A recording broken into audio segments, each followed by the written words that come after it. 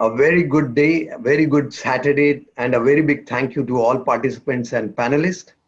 I would have actually said a very big hug too, but I'll maintain social distancing in the times of COVID 19.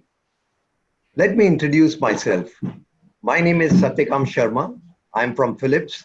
I'm the marketing manager for Sleep for ASEAN, and today I will be your host. Before we begin, do you know that one third of your life you're sleeping, and the rest two-thirds you're probably thinking about it? However, that rest two-thirds it's certainly impacted by the one third that you sleep. Having said that, let me go on to today's agenda. Today we will be covering topics on sleep, which will be and we have two prominent speakers with us, uh, Dr. Leong Jern-Lin and Dr. David Chin. I'll in a while do their introduction, but before that, yes, we are going to talk about why do we sleep and what are the various sleep disorders, what is sleep apnea, impact on life and health, and also we'll touch upon what home sleep test is all about. Uh, Subsequently, we will also have question and answers. And with that, I would like to introduce our first speaker, Dr. Leong Jern-Lin. As you can see here on the screen, and also apart from the screen, he has a very big CV. He has high credentials, and it'll take a while for me to actually introduce him really strongly. But what I'm going to do is just give you a few points on what he is. A prominent ENT surgeon from Singapore, practicing in three premier institutes. Apart from that, he's also completed his fellowship in rhinology from Cleveland Clinic in USA in 2005. And his interest in sleep would be completely seen from his lecture. Dr. Leong Jern-Lin, over to you. Okay, great.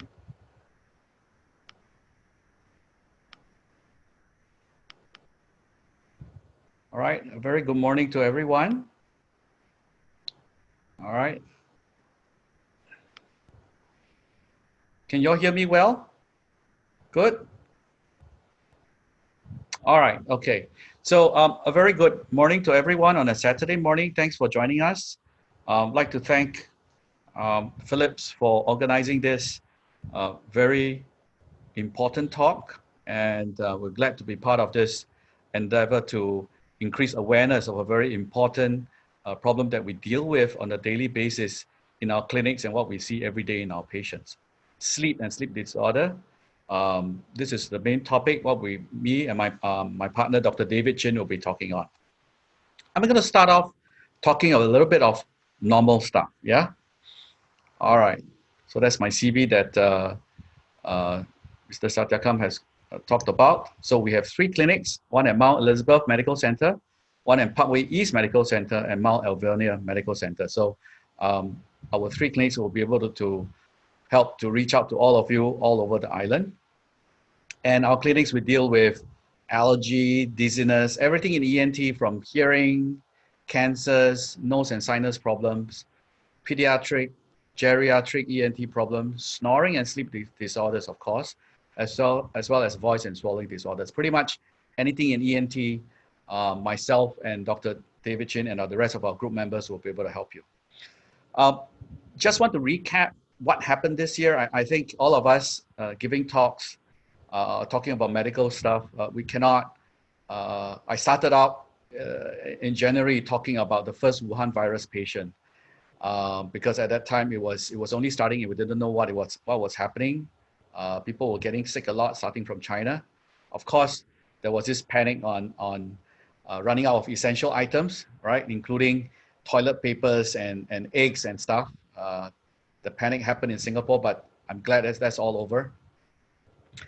Every year in June, July, we will run out of masks because of the haze. Guess what? There's no haze this year, but still, all of us are wearing masks because of the pandemic.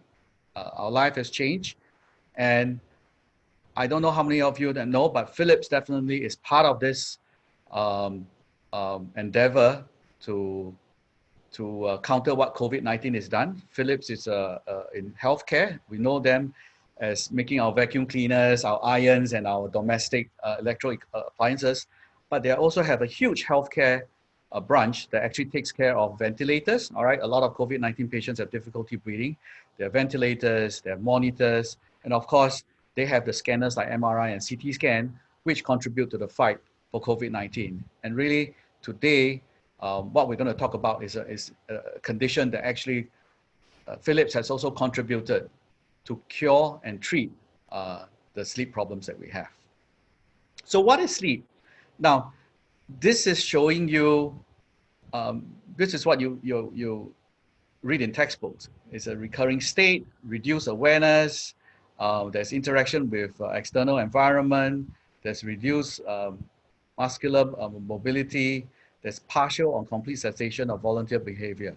All right. So basically, all of us sleep every night. All right. This is something that all of us know. But why do we really need to sleep? All right. So the idea about sleep is humans or animals, all of us sleep. But for a long time, actually, we never knew why we need to sleep. All right. But we know that sleep is an essential function. It allows the body and mind to recharge, feel refreshed and alert when waking up in the morning. Just like how we charge our handphones every day, all right? You go to sleep at 30% drain of your battery, and you wake up in the morning, you expect your phone to be 100% charged, all right? And that's what we expect when we have a good night's sleep, all right? And a healthy sleep helps the body to remain healthy and stave off diseases. So what happens? So sometimes understanding the sleep itself is not enough. You need to know what happens to you when you don't get good sleep. All right, without enough sleep, the brain cannot function properly. It does impair your ability to concentrate, to think clearly, to process memories, pretty much affecting all aspects of our daily activities and living. And there are certain signs and symptoms of sleep, poor sleep, or sleep deprivation, or poor quality sleep, or not having enough sleep. All right, and these are numbered 1 to 7, the most frequent ones. All right. Frequent yawning. So if you find yourself or your loved ones or someone around you yawning all the time or at inappropriate times, all right, that's one of the signs. Excess sleepiness. Well, when you're supposed to be awake at work, you're supposed to be busy at work and you're sleeping on your desk, that's a problem. If you're supposed to be studying and you're sleeping during lesson time, that's a problem. And definitely no sleeping when you're driving. All right. And that happens to a couple of my patients who actually got into accident.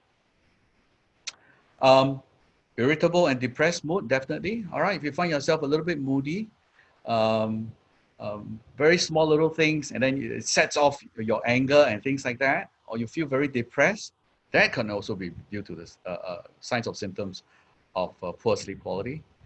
You can have increased anxiety, and people with deprived sleep or not sleeping enough can have twice the chance of getting any psychiatric issues or mental illness compared to the normal population. Reduced focus, all right, very much you see, yes, inability to concentrate in children, a lot of times just not sleeping enough may tip them to behave like ADHD kids, all right, in not being able to focus, not being able to concentrate, not being able to sit still a lot, all right, so it does affect adults and children. Next one, weight gain. All right, you don't sleep enough, you may lead to weight gain and stuff. And of course, in order to counter all this excessive sleepiness and stuff, what do people do? You find yourself drinking coffee, coffee after coffee after coffee. All right, and that's definitely a sign of not having a good night's sleep.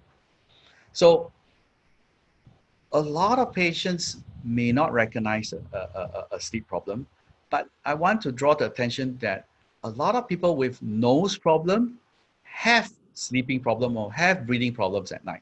And we can recognize them, all right? Or you walk on the street, you can see people like that, sniffing a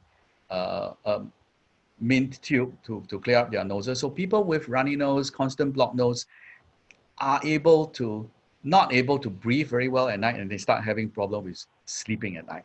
And people with nose problem can present as sinus problem, asthmatics, middle ear infection, blocked ears, and of course, they have snoring issues. And these are very important signs and symptoms of people having possible sleep deprivation, sleep affected at night, causing that problem.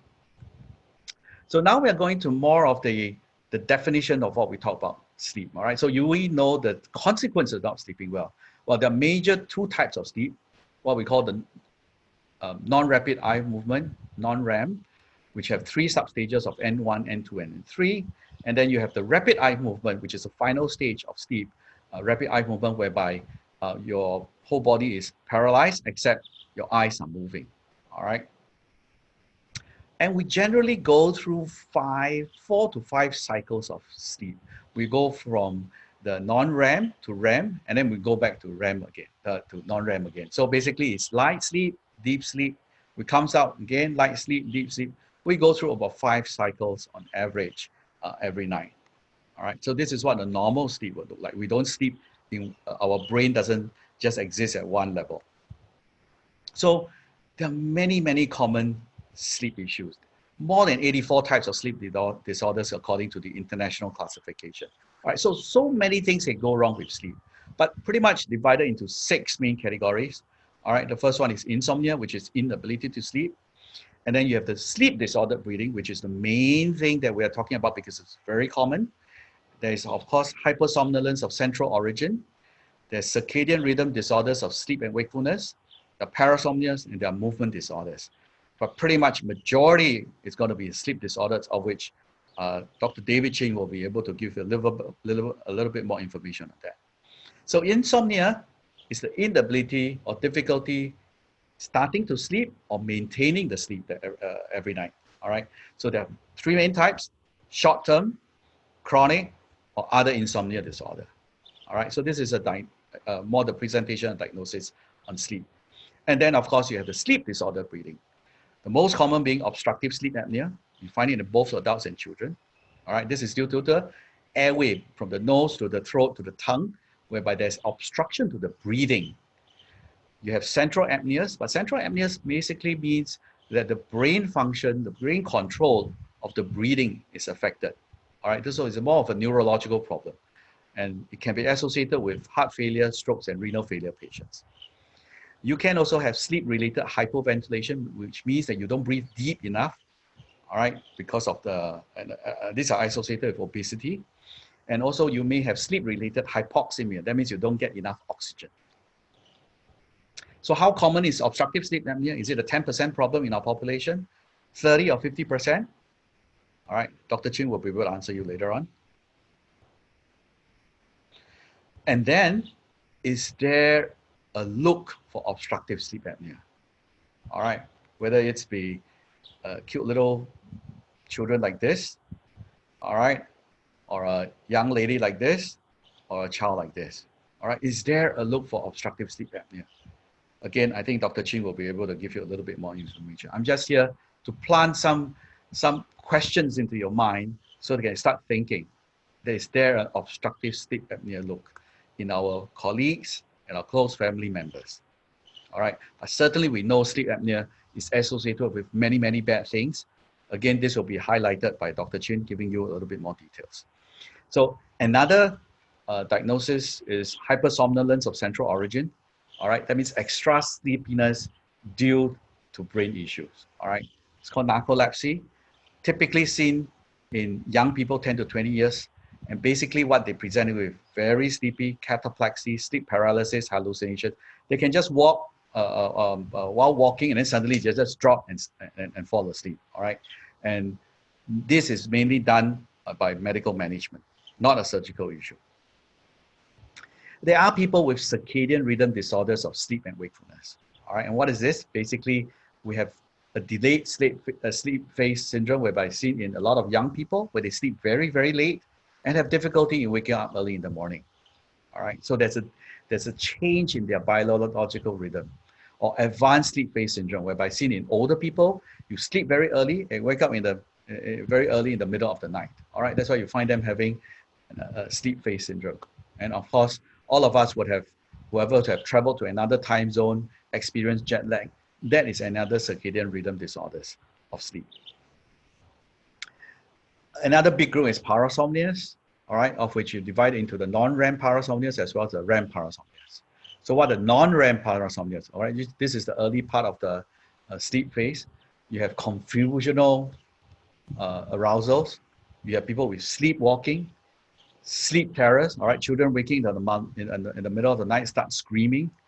All right, then you have the REM parasomnias. You have the night terrors, isolated sleep paralysis, and then you have the REM sleep behavior disorder. All right, so these are under the parasomnias. And then you have movement disorders. All right, certain abnormal movements in the middle of the night can disturb the sleep, can wake you up. All right, and this is due to most common one we see is restless leg syndrome, whereby you have abnormal sensation in the calf muscle. You have difficulty in initiating and maintaining deep sleep. You have abnormal sensation getting aggravated at rest in the evening, and massaging the calf or moving the legs may provide relief. All right, again, this one requires medical treatment to improve the sleep quality. So how do you diagnose sleep disorders? All right, first of all, you need to see a doctor if you suspect you to have this, and we'll do a thorough history taking. We'll examine to make sure that there are no your nose passages or your throat passages are clear, whether there's any swelling, there's any growth or any abnormality that may contribute to the blockage. And very commonly, we do see deviated septum, we see huge tonsils, huge adenoids, or even the tongue being too big causing the problem. All right. And then the various tests, which includes sleep study, which can be done in the hospital or at home. And this again, further information will be given by Dr. Chin in the third lecture. All right, just to give you a quick peek, a sleep study looks something like this, not very scary, perfectly comfortable. All our patients are able to sleep very well. And I'm sure Dr. Chin will tell you a little bit more on that. Okay, and with that, I thank you very much for your kind attention. All right. Thank you so much, Dr. Leong. It was indeed very wonderful. Before we go on to the next speaker, I would like to give you a little bit, a little story here, a short story. In Greek mythology, the god of night, Nyx, was actually married to Erebros, the god of evening. And they had a twin. One was called Thanatos and the other was called Hypnos. Hypnos is the god of sleep, but guess who's Thanatos? That's the god of death. Imagine this juxtaposition of sleep and death that itself alludes to the seriousness of sleep. And that's where we bring in our next speaker, Dr. David Chen, who's again an ENT surgeon, a prominent ENT surgeon from Singapore, and also practices in 3 premier institutes similar to Dr. Leong. Apart from this, again, I will not be able to do justice to his credentials because he has so many of them, but very clearly he has been very much focused on obstructive sleep apnea. He has been awarded the Yahya Cohen Medical Award. He has published several scientific papers and is a reviewer for several medical journals as well. Dr. David Chin, over to you. Okay, thank you, Satya, everyone for joining us this morning. I'd like to thank Dr. Leong also for the kind introduction and for giving the first talk so that we have a bit of understanding about how important sleep is. So there are some issues that I feel are important and I want to expand on that, and we should get underway. Now, we're not going to be able to cover everything this morning, and in fact, we don't want to because we want to have a series where we engage. So I'm going to now focus the talk on what obstructive sleep apnea is, how we screen for it, how we diagnose, and a little bit about the treatment, but not so much about it today. So how do you know that you have obstructive sleep apnea? Remember, Dr. Leong has already shared with us, this falls under the category of sleep disordered breathing. So obstructive sleep apnea, the 3 words, big words, most people think about snoring when they think about obstructive sleep apnea. But what it means is that it happens during sleep. Apnea means that you're not breathing.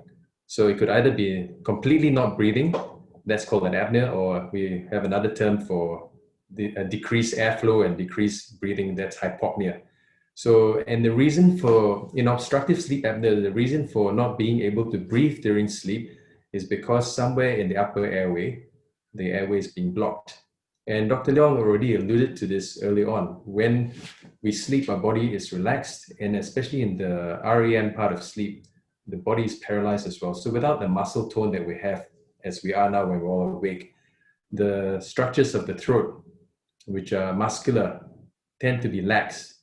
And if it is narrow, it can block the airway or make it narrower. So we are able, with the sleep studies that Dr. Leong shared with you and showed some pictures, to measure a lot of the parameters that are important for living. For example, airflow, oxygen, the effort of breathing, and other things that are important to understanding sleep. And in the most detailed sleep studies, we actually also measure the heart ECG and also the brain waves to tell which sleep state person is. So a sleep study essentially has a lot, you can still sleep comfortably, but there are a lot of little wires attached to monitor all that is happening while we sleep.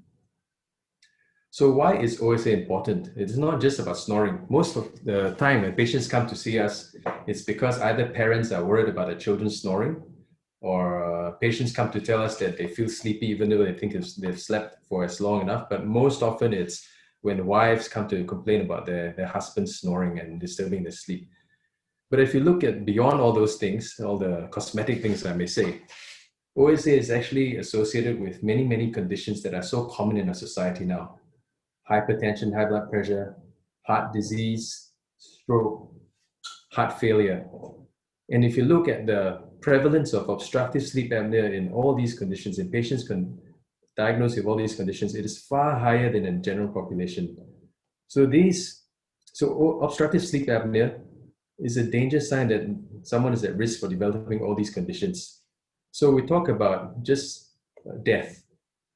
So in patients who had either stroke or ischemic heart disease, the chance of them having obstructive sleep apnea is much higher. There's much greater risk for that. And we can see these sorts of graphs we use a lot in medical research to combine the results from many different studies. So if you're at this level 1, then there is no difference between one group or another. But you can see the risk of having obstructive sleep apnea is increased in patients that die of these conditions. In sudden cardiac death, we often hear of somebody dying in their sleep. Why does that happen? Why do they have this? And obviously they die from cardiac arrest.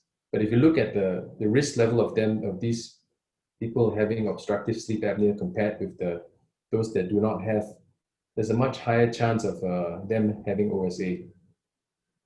And so why does that happen? There are many, many studies now that show that obstructive sleep apnea is associated with arrhythms of the heart. So when the heart rhythm is not going at its normal rate, if you can see a normal ECG, it can go into a very dysfunctional rhythm that cannot supply the blood and oxygen that's required for the body. Now, again, the same sort of plot where you can see that the risk of having OSA is higher when you look at patients who have stroke or ischemic heart disease. That's when they have blocked arteries into the heart. One of the earliest signs of sleep apnea, in my opinion, is high blood pressure. It happens long before patients actually get the heart disease and the strokes. This happens maybe 10, 20 years before. And so in the old days, we used to have this term, and we still use it, essential hypertension, which means that we didn't know what the cause of it was. The patients didn't have a hormone problem, didn't have a kidney problem, and we just assumed that, as you get older, maybe from thickening of the blood vessels, you get high blood pressure. But over the last 20 years, the studies have shown increasingly that high blood pressure is strongly associated with patients having sleep apnea or the other way around. And so if you look at normal blood pressure, now if you measure the blood pressure during the day, you will find that there are fluctuations. But in general, if you take an average, when you go to sleep, the blood pressure is less. And that you can understand that the body's not doing much. Everything is relaxed. The heart should not have to work so hard. But for reasons that I might be able to shed, when we have obstructive sleep apnea and the body is struggling to breathe, the heart actually has to work a lot harder. And that contributes over time towards the vessels getting more used to a high blood pressure state. So today, we're not going to talk about so much about the treatment of obstructive sleep apnea. It's a very complex topic, and as Dr. Leong said, you actually need to be diagnosed and you need to see a doctor to actually discuss in each patient's particular case what's the best option for treatment. But just to show, one of the treatments is CPAP, where we bypass the obstruction in the airway by having a machine that blows air into the airway. And there are many studies that show that CPAP does improve, for example, high blood pressure and many of the other conditions that I talked about. So beyond heart disease, high blood pressure, stroke, and we all know that these conditions are strongly related, high blood pressure and stroke. And if you look at, it works both ways. Patients who have obstructive sleep apnea have an increased risk of having stroke. And actually, once you have a stroke, your obstructive sleep apnea gets even worse because there are problems with the nerves and the control of muscle tone in the throat. So if we do a full sleep study, we do collect a lot of data, and there are many graphs. We can see in this case how, if you look at the airflow, normal breathing is occurring here, and in between there's no airflow, and you can see that the oxygen level drops as a consequence of that. But a whole sleep study tells us much more than that. It tells us what sleep state we're in by looking at the eye, the electrical signals from the eye and the brain, and also from the heart as well. And there are many other monitors. So it's a very complex study to comprehensively assess what's happening during sleep. Now, going beyond the obvious high blood pressure, heart disease, and risk of strokes, the more recent studies are showing that even diabetes and the control of glucose is highly correlated with obstructive sleep apnea. So if you look at this, AHI is the way we measure in a simple way how severe someone's obstructive sleep apnea is. I will come to that in a moment. Basically, A means the number of his apneas, number of times that a person there's no airflow at all for at least 10 seconds. Hypopnea is when the airflow is decreased or oxygen is decreased. And then index means we take the total number over the whole sleep time and divide it by the number of hours. So this index is the number of times this is happening per hour. So less than 5 is considered normal. And we divide it into mild, moderate, and severe depending on how high the AHI is. And so you can see that as the AHI increases, the glucose level, surrogate measure of diabetes, also gets worse. So we know in summary that obstructive sleep apnea has a lot of downstream health consequences for us. So how prevalent is it? How common is it? And unfortunately, in our society, with our sedentary lifestyle and as our weight, we become heavier and fatter, the prevalence of obstructive sleep apnea is increasing. We all know that it's usually women complaining about men who are snoring, so obviously it's more common in men, and it's estimated that almost 50% have at least mild sleep apnea, and maybe up to a quarter of women as well. And these risks increase when you look at other risk factors. If a patient has high blood pressure, diabetes, metabolic syndrome, the chance of finding OSA is even higher. What about children? Especially amongst children who are obese, but they don't have any other conditions, we do find that the risk of being able to diagnose obstructive sleep apnea is quite high, between 20 to 40%. So the cardiologists now are becoming much more vigilant in looking out for obstructive sleep apnea than they were in the past, because as I mentioned earlier, a lot of patients see them for heart disease, for high blood pressure that can't be controlled well. And even this study was 2015, just 5 years ago, clinic in Spain, I think, looked at this. And even in a cardiology clinic, a vast proportion of patients actually have undiagnosed obstructive sleep apnea. So this moves on to the rest of my presentation now. So now we understand that it is important what sleep apnea, obstructive sleep apnea is, how it can impact on our life negatively in the long term and even in the short term. And we know that we are not diagnosing it fast enough. And a lot of people are going through life without knowing they have sleep apnea and therefore not being able to treat. So this is one of those conditions where we need to increase awareness about the condition, and also to get screening at a population level so that we can identify patients when their sleep apnea is early and treatable and prevent all the risks and consequences of that.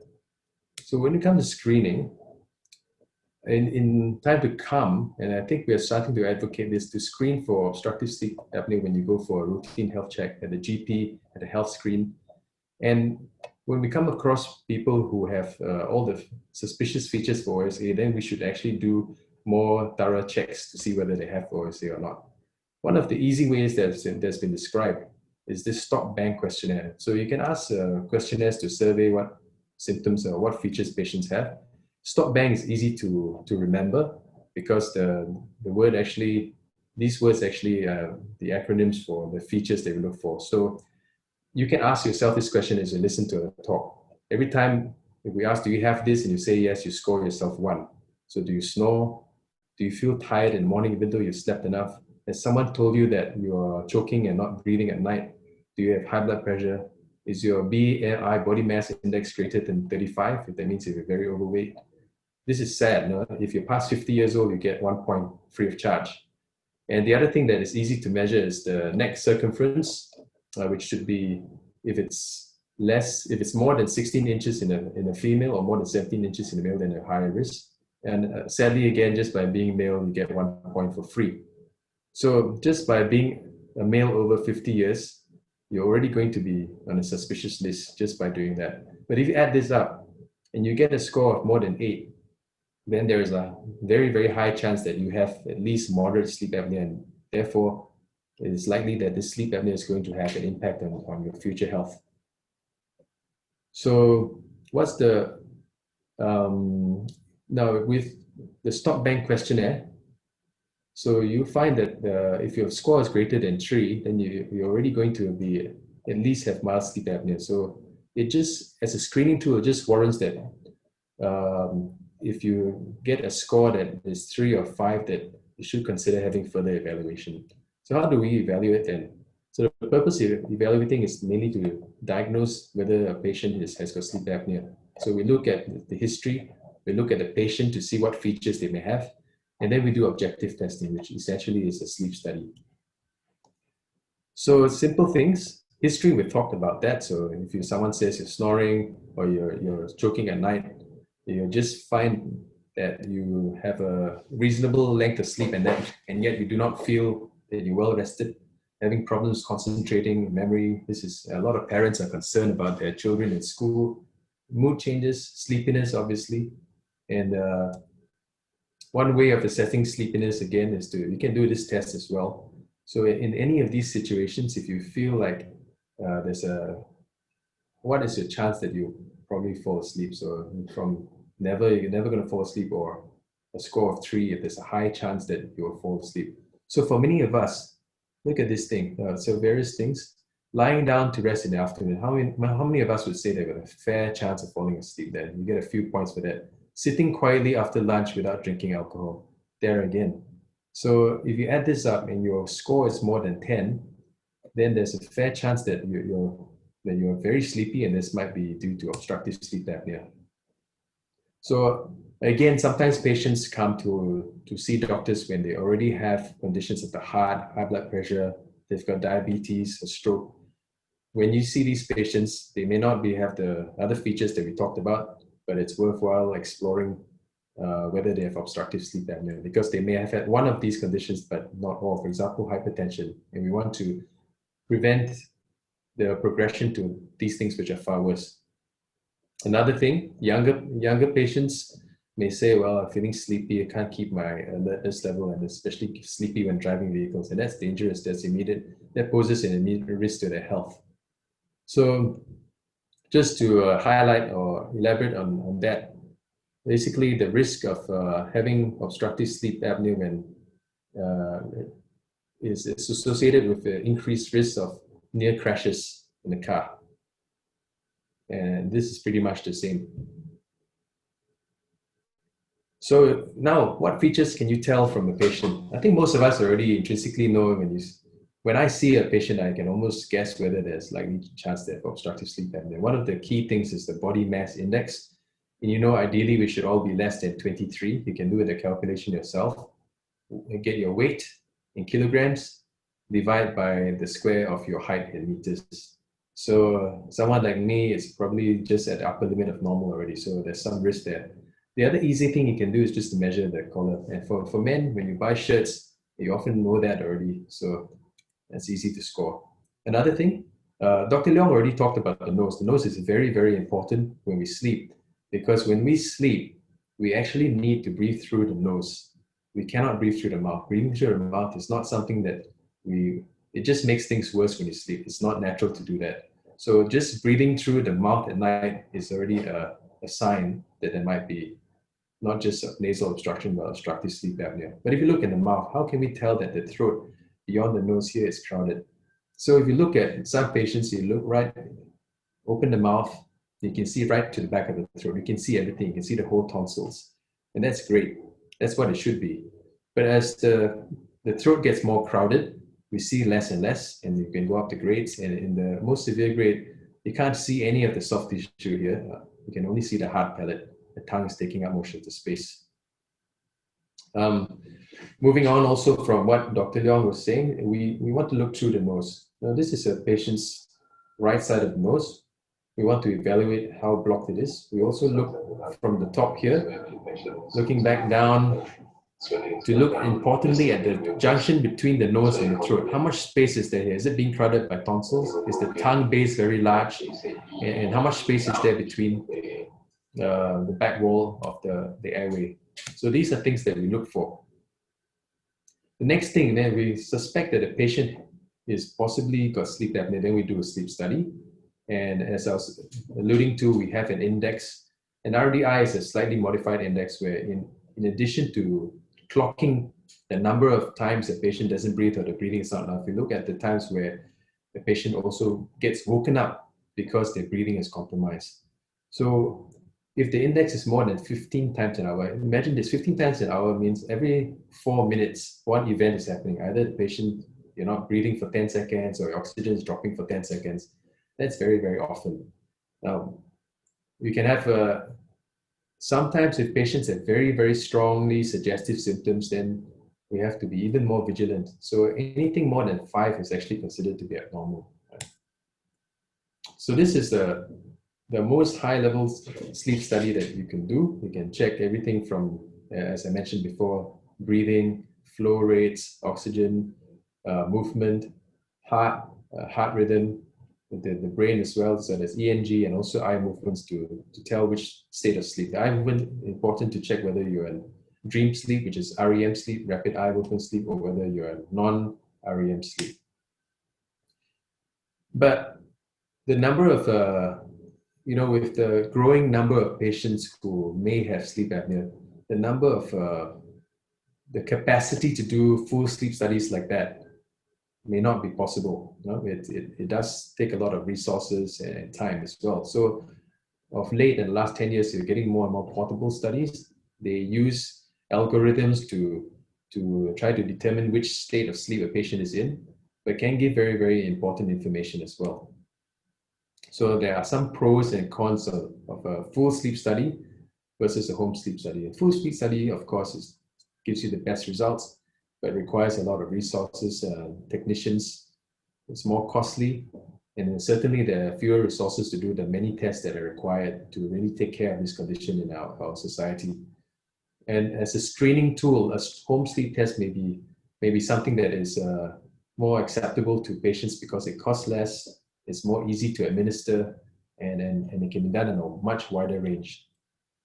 So, but of course, because we understand the limitations of home sleep testing, we're not going to be able to easily detect very, very mild obstructive sleep apnea. So the other thing is that we need to have patients who are relatively healthy, because we don't want anything to be, when it's done at home, if something goes wrong, then there's no one to attend to that. So on the other hand, again, it's not recommended for patients who don't have symptoms, because it is very unlikely that the sleep test is going to pick up an abnormality.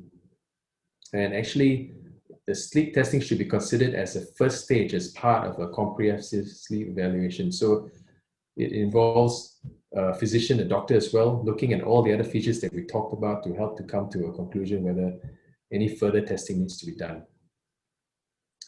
So I've gone to that. So I just want to quickly talk about positive airway pressure for treatment of obstructive sleep apnea. So in broad terms, you can treat sleep apnea 3 ways.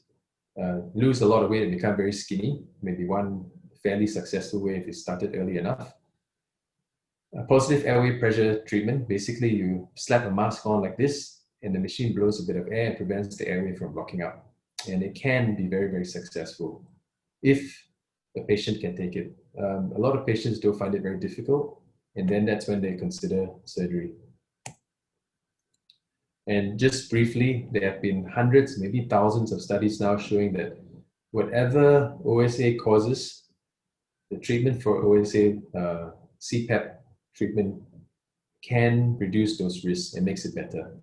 But that's not the subject of my talk today, so I will not highlight too much on that. I'm just going to go a bit more into home sleep testing because this is something that we're happy to work with Philips on, and I'm very glad that they're reaching out to the population to enable more people to screen for obstructive sleep apnea. So home sleep test collects a lot of the data that would be important to help diagnose sleep apnea. And when you come out with a report, it is very well presented and easy to understand. So over here, I will highlight that this is the hypnogram that summarizes what happens during the night. But essentially, you've got the demographics of a patient, age, gender, what time they went to bed, what time did the recording start, and then so we need to know how much a patient is sleeping in order to get that index in the end. So this is part of it.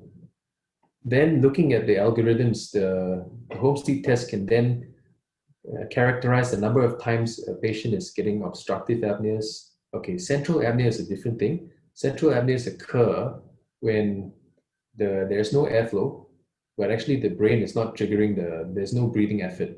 So this is usually a problem when patients have an issue that is in the brain, for example, if they had a stroke before. So it is important to find out whether there's central apnea as well. So mixed apnea is when you've got features of both obstructive apnea or central apnea. Hypopnea I mentioned before, when the flow rate is decreased, oxygen has decreased, and then you add this together. And these are arousals, so maybe the flow rate hasn't decreased to enough to fit the criteria for this, but nevertheless, the patient is woken up from sleep, from a deep state of sleep to a shallow sleep, for example. And so you add all these things together, and then you can come up with the number of times and eventually an index. So as I said, now these are arbitrary figures. We're allowed to have up to 5 events an hour.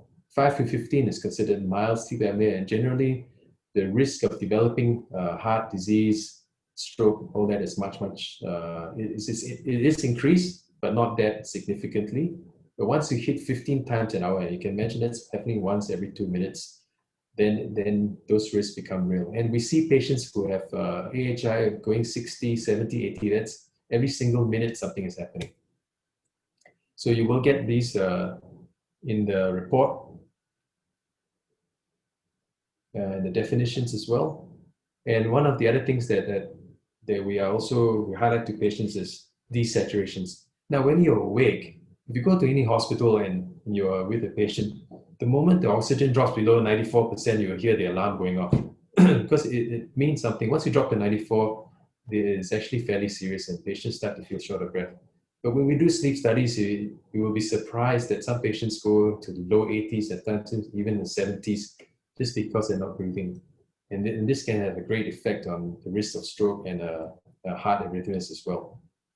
So this is something that is measured during a sleep study. And so if you were to summarize the whole night, you will be able to see a chart like that, the sleep stage, whether it's in the awake, REM sleep, or one of the non-REM stages of sleep, the oxygen level. So you can see here it plummets down to 70%, that it's a disaster for a long period of time. And the heart rate fluctuations in the body position. And these things summarize where the airflow is limited. So you can't see it in this compressed graph. So I think that brings me to the end of my part of the talk. I think Philips will be sharing with you. Actually, they want to extend an opportunity for all of you to register for a free home sleep test, and I'll allow Satya to elaborate on that a little bit later on. I will now pass the talk back to Satya. Thanks very much for allowing me to speak more again. And if you want to find out anything more about Ascent ENT, you can go to this website. You can find out everything else that Dr. Leong talked about as well, in addition to sleep apnea. Okay, thank you very much.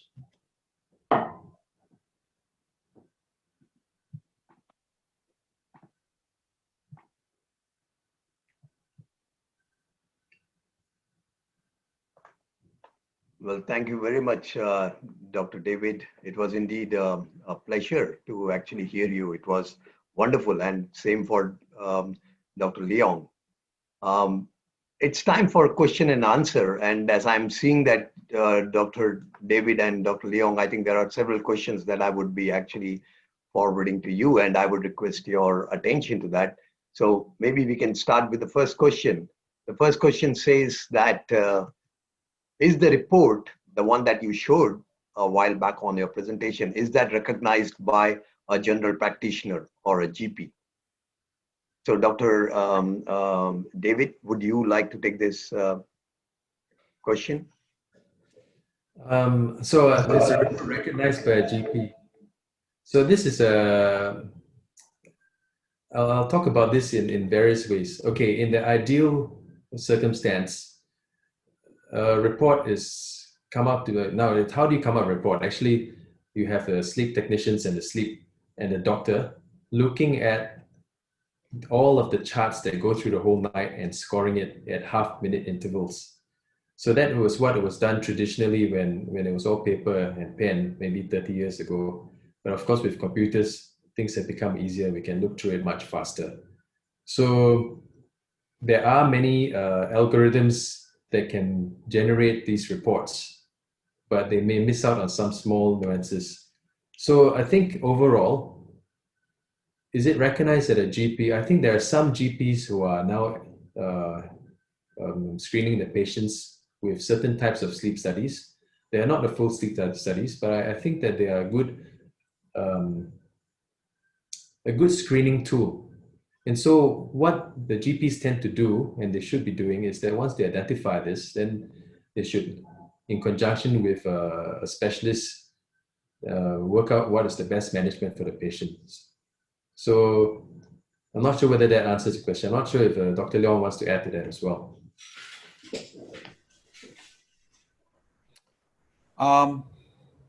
Thanks, David, for the. I think that pretty much speaks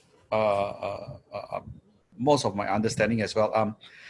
I think one thing to understand is that obstructive sleep apnea is a disease that has multifactorial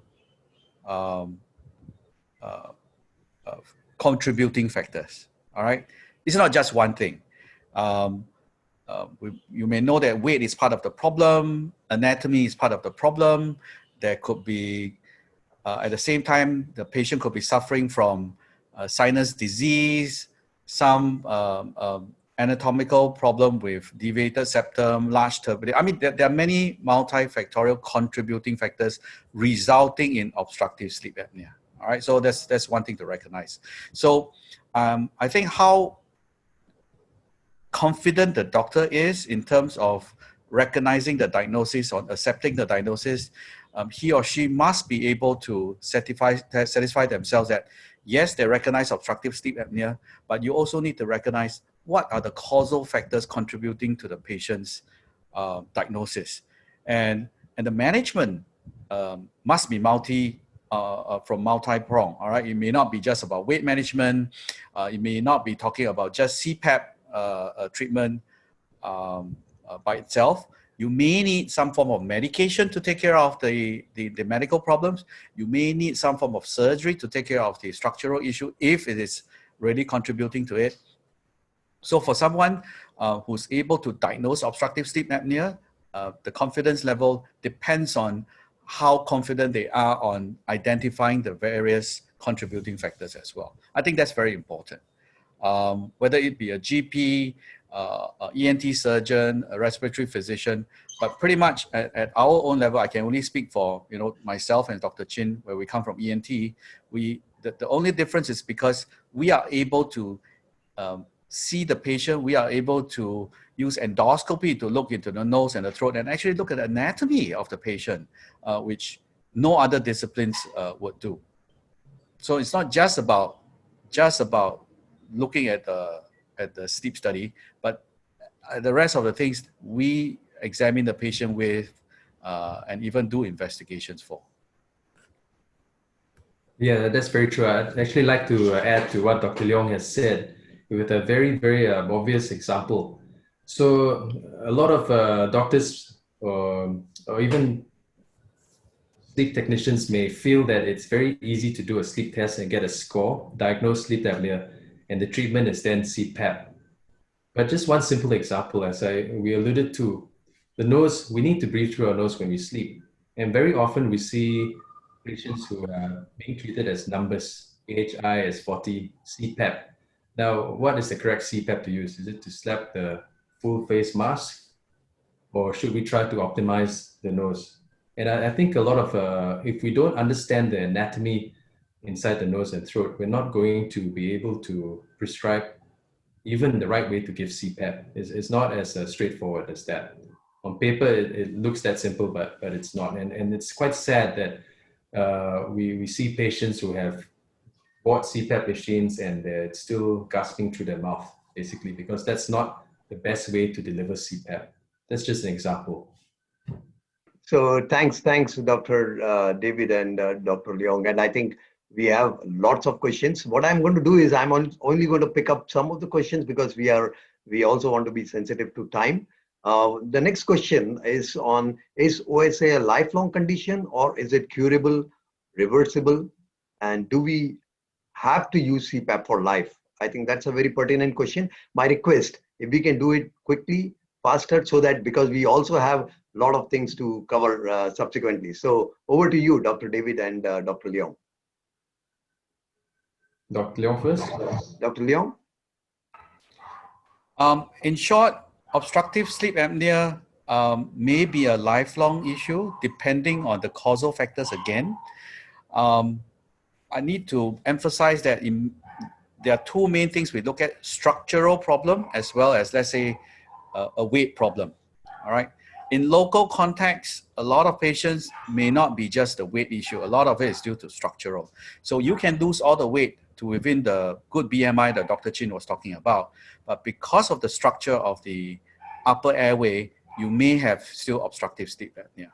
So because of that, I do like to tell my patients that just like short-sightedness, a lot of time is not reversible. But what we do is we put on a pair of spectacles to actually correct the problem. All right. So if you have obstructive sleep apnea, we usually can correct the issue.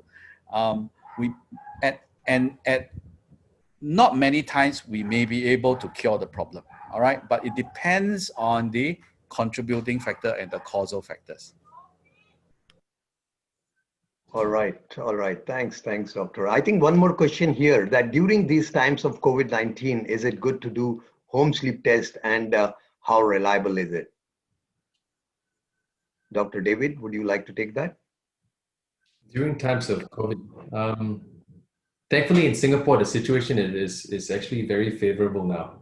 I would think that doing a home sleep test is a worthwhile thing to do if it's the first step, if it's screening, and it's something that patients are more comfortable with. Is the report reliable? I think we understand that at different levels of sleep tests have different levels of reliability. So it is about picking for one particular patient, picking the study that would be best for them and understanding that there are limitations. So as I sort of tried to touch on very, very briefly, that there is a trade-off. But for most patients who do not have other sleep problems or central apneas, then a home sleep test might be a very, very good screening tool, especially if you want to reach out to a large number of patients. Great. So I think there's one more question here, which is related to insurance. The participant is actually asking that it is unfortunate situation where most insurance companies do not cover treatment costs for sleep disorders, including OSA. Why is this the case, since OSA is indeed a form of disease leading to other serious conditions? So maybe Dr. Leong, would you like to highlight on this? This is an excellent question, but I think maybe one of the things that we need to do is to get Philips to talk to the government and talk to the insurance panel themselves in order to emphasize this point. What I'm aware of is a lot of corporate plans do not cover obstructive sleep apnea because they consider obstructive sleep apnea as a quality of life issue, a lifestyle issue. All right, that's what they deem unnecessary. But a lot of this is done by a lot of corporate plans. But I can tell you there are the very, very good corporate plans, as well as most of our local shield plans actually do cover for obstructive sleep apnea. All right. That's an important and a good point. And of course, to your point on Philips, of course, we'll collectively reach out and see what we can do together to address this serious issue of sleep apnea.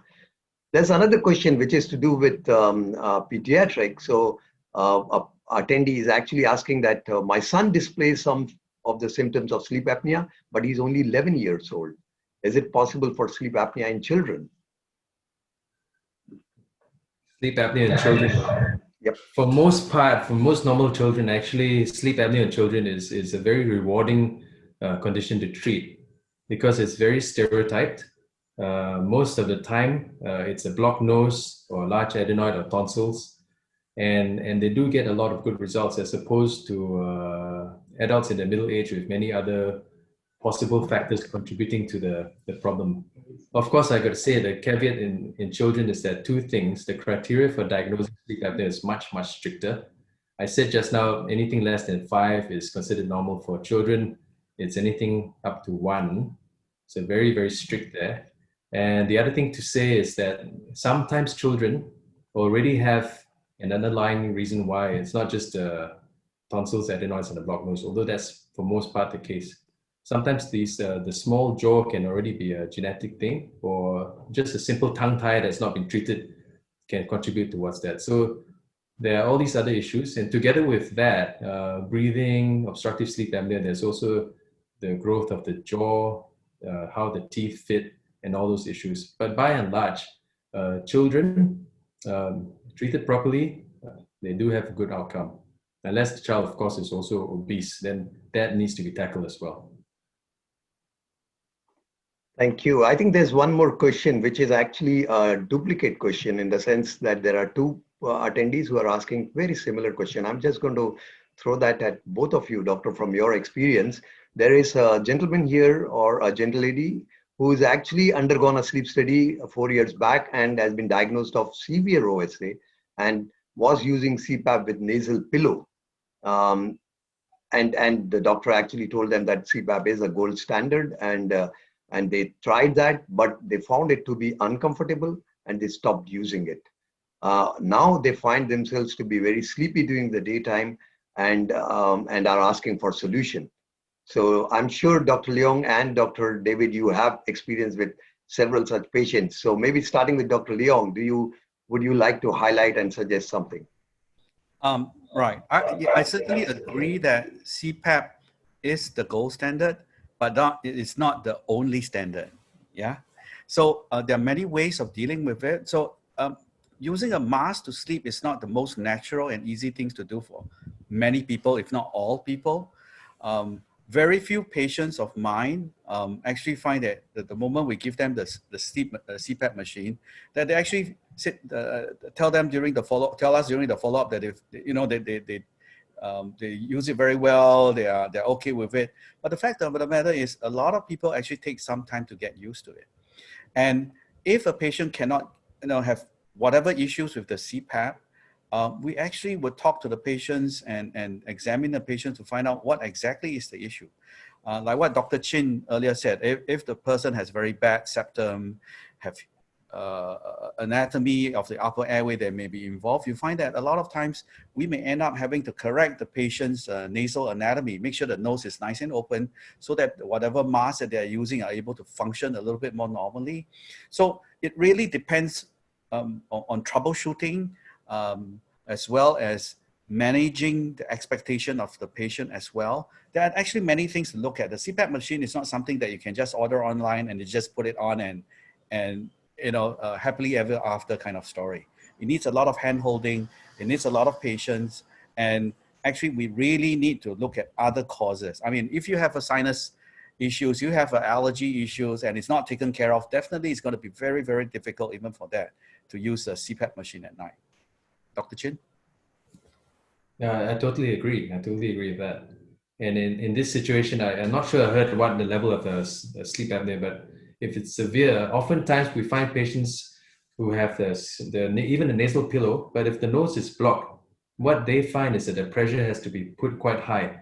And with the higher the pressure is, the more uncomfortable it's going to be. And sometimes they may still be opening their mouth, you get air leaks, and they complain about the air coming out the other way. So, you know, it's just a vicious cycle. So as Dr. Leong said, if the CPAP's not working in particular, then we need to look at ways to optimize how we can enable the patient to use the CPAP better. Perfect. Yep. Thank you. Thank you, Dr.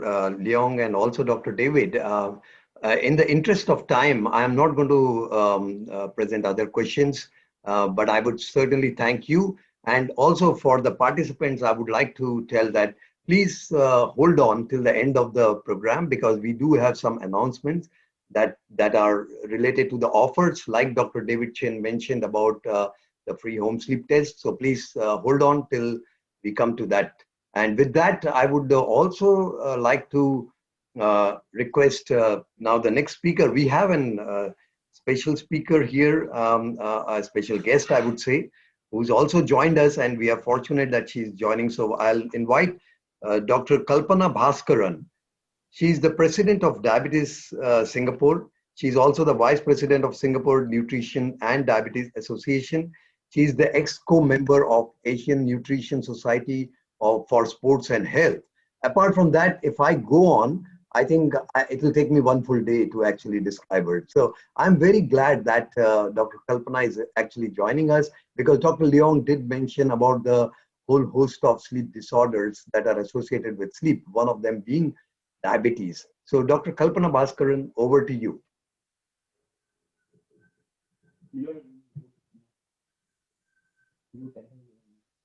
I think Dr. Kalpana, you are on mute. Sorry. Good morning, all panel members, and thanks to Philips for giving me this opportunity to share. And it's going to be just 5 minutes of my time here. And I hope I can make sure that you all believe that leading a healthy lifestyle is very important. Okay, when you look at the gravity of problem in Singapore, and you all know that when Minister Gunn announced in 2016 that diabetes is Singapore is the world's second largest country in largest numbers of diabetes. At this minute I'm talking, in fact, every 21 seconds, one person is being diagnosed with diabetes.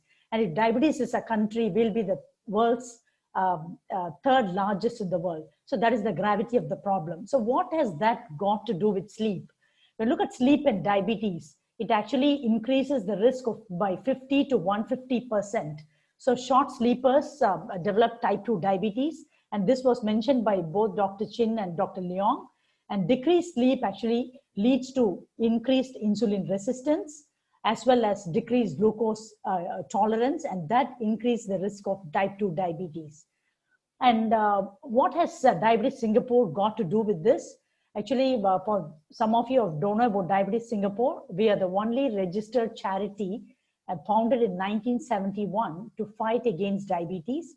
We offer a lot of services. I'll come to that bit in a bit, and we have extended our outreach to more than 7,400 subsidized clinical services. This is just for 2019. So when you look at our services, we offer diabetes retinal photography, DRP, diabetes food screening, lipid profile, podiatry services, And we also screen for kidney disorders by our microalbuminuria testing, dietetic services, HbA1c, which is the glycated hemoglobin testing, as well as nurse counseling. Okay, all these services are offered under one roof. So we are like a one-stop center. It's not crowded. It's just like cozy, and you can just book our services. You can just walk in, no need to wait for a long time, chit chat with our friendly staff and get yourself tested, and that too at subsidized testing rates. We have 2 clinics, one in Jurong West and Boon Keng, and we have our mobile services which goes around island-wide offering services as well. We work on this, we work with GPs and the primary care network. So far since 1971, we have treated around 1 million patients have been served, and our doors are open to serve more. Okay, why it's very special is next year, which is 2021, is our 50th anniversary. We have lined up a lot of activities starting from January. We have our launch program. We have a press conference. We are going to work with SNEC to look into AI in diabetes retinal photography, as well as in February, we are going to have the loser contest. So those who are overweight and obese, let us see who loses the most. And we have attractive prizes to be won. In March, we have the program set up, which is a special education for diabetes awareness program. We are going to target the Malay and Muslim community, and this starts also with the Ramadan month, the fasting month.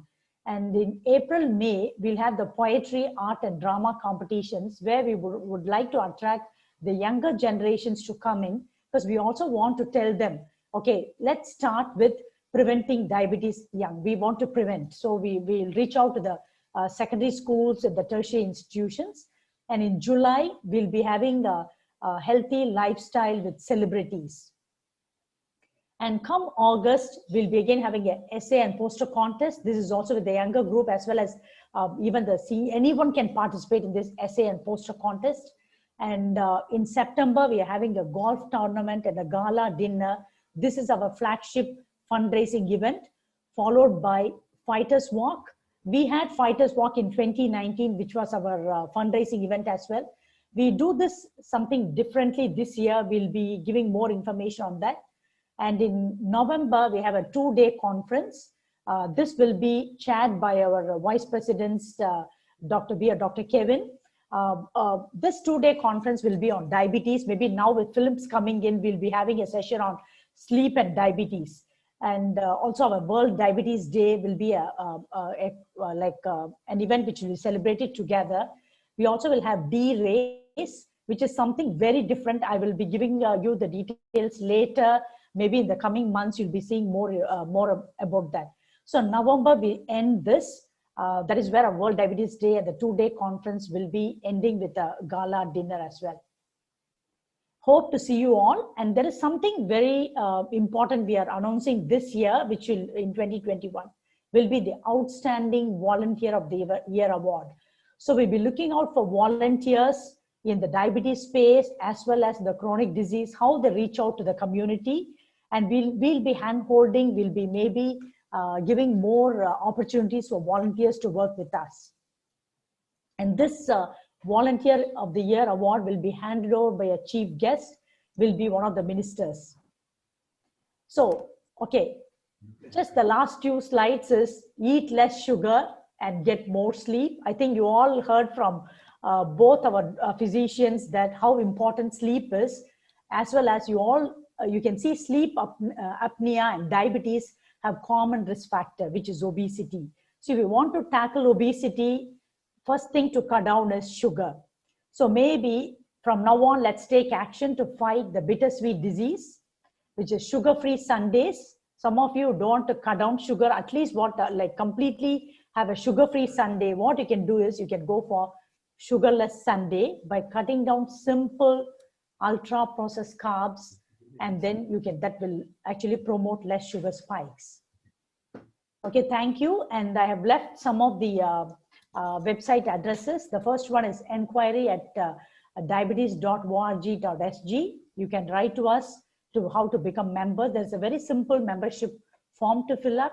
And you can join our Facebook, Diabetes Singapore. You can go to our website. We have a lot of articles for you, as well as we have our quarterly diabetes magazine. The one which is in January issue, sorry, the December issue will be out soon. Hope you all can join us. And once you become a member, you also get a free glucometer. Thank you again, Philips, for this time to share about Diabetes Singapore. And I'm looking forward to work with Philips on this. Thank you. Thank you, Dr. Kalpana. And now for something that all of you have been waiting for. So there's the QR code you can all see. There's a website link. So we are giving away free home sleep test to 100 attendees today. So please go to this link and register yourself, choose the date you want the test to be done. And on that day, a person will bring a home sleep test kit, Philips device to your house, and there'll be a team in the back end teaching you over video calls how to do the test, and then collecting back the kit the next day, and you will get a report scored by a technician, sleep technician. So you will actually have the first step towards knowing whether there is any case of sleep apnea. So please, like I repeat it again, there's a QR code on your screen. Please open that web link and register yourself. You can do it for your family members as well if you think somebody may have a sleep apnea. So with that, I'll pass it over to Satyakam to take it over and finish this webinar. All right, thank you very, very much, Sumit, and thanks to all our panelists, Dr. Kalpana, Dr. David Chin, Dr. Leong, Jern-Lin, and of course, in the back end, Grace for her gracious support, and of course, Dr. Tripath, who also in the back end supported us, and Roland, and of course, Sumit, as you already have heard him, who's offering the home sleep test. Having said that, when you laugh, the world laughs with you. When you snore, you sleep alone. On the lighter side, yes, that's an impact, but sleep apnea or sleep is certainly not optional. Take sleep seriously and also ensure that you avail this opportunity of undergoing home sleep test. I once again thank all the participants and also thanks to all the panelists. With that, we end our session. Thank you very much.